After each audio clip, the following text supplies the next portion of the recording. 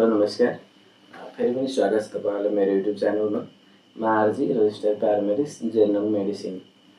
यो भिडियोमा म तपाईहरुलाई एसिड रिफ्लेक्सको बारेमा कुरा गर्नेछु, जुन कि एसिड रिफ्लेक्स के हो र यसलाई कसरी ट्रिटमेन्ट गर्न सकिन्छ त्यो विषयमा चाहिँ आज यो भिडियोमा मैले कुरा गर्नेछु।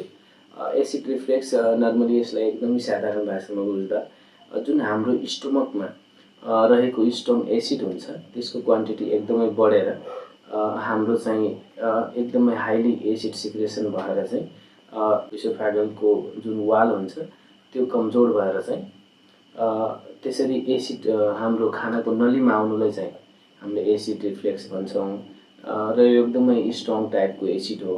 यसले इरोजनहरू पनि गराउन सक्छ।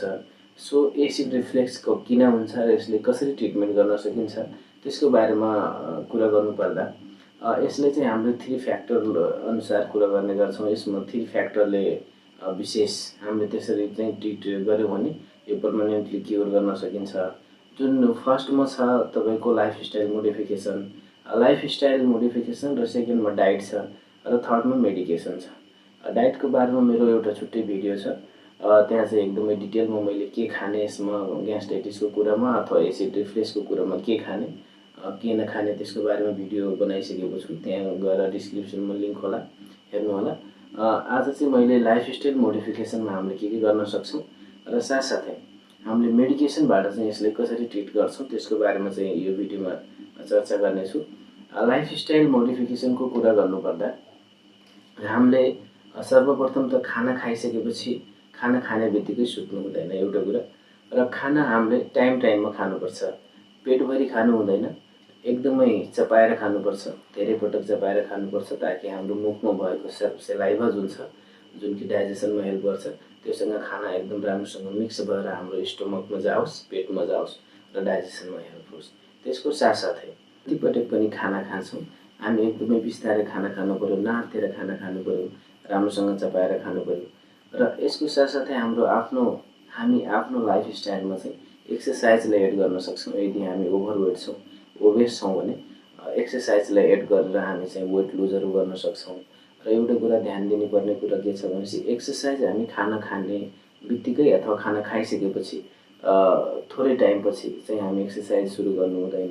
यसले चाहिँ हाम्रो स्टोमकमा प्रेसर परेर लोअर इसोफेगल्सको वालको जुन प्रेसर छ त्यसमा चाहिँ प्रेसर परेर त्यो वालहरू बिस्तारै कमजोर हुँदै जान्छ र त्यसले चाहिँ एसिडको रिफ्लेक्सको चाहिँ पोसिबिलिटीले बढाउने गर्छ। सो त्यसरी हामीले चाहिँ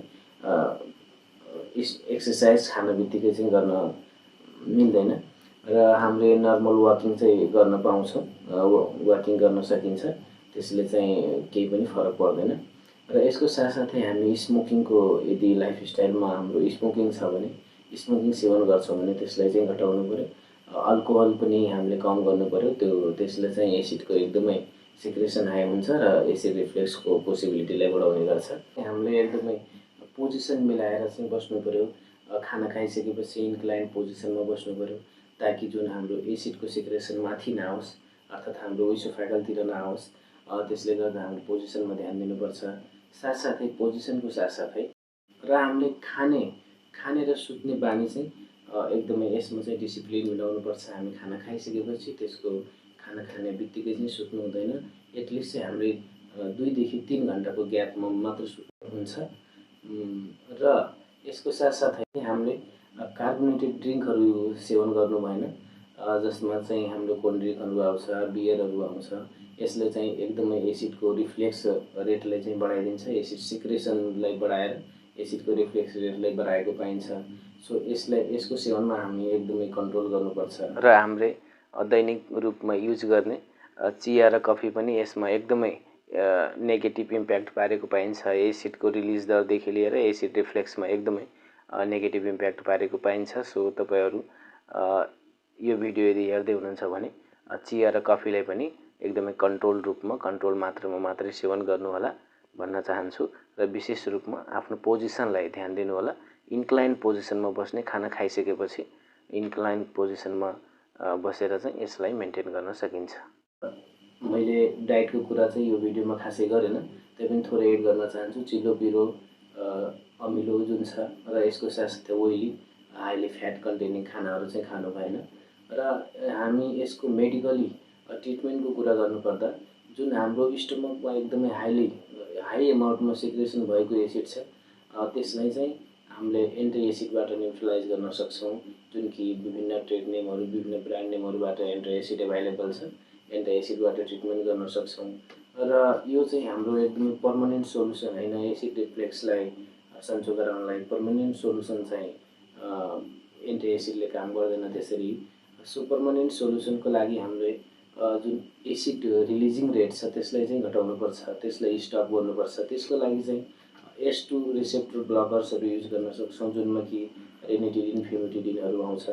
त्यो चाहिँ हामीले युज गरेको 20 देखि 30 मिनटपछि चाहिँ आफ्नो एक्सन देखाउँछ र त्यो नर्मली 12 आवरको लागि काम गर्छ। र त्यसको साथसाथै एकदमै इफेक्टिभ जुन PPI ग्रुपका मेडिसिनहरू छ, जुनमा कि पेन्टोप्राजोल, रेबिप्राजोल, रेन्सोप्राजोल, ओमिप्राजोलहरू पर्छ, त्यो चाहिँ एकदमै इफेक्टिभ मानिन्छ एसिडको सिक्रेसनलाई स्टप गर्नलाई। त्यो चाहिँ त्यसको बारेमा छुट्टै एउटा भिडियो रहेको छ, PPIले कसरी काम गर्छ त्यो चाहिँ हेर्नु होला तपाईँहरूले, डिस्क्रिप्सनमा लिङ्क हुन्छ त्यसको।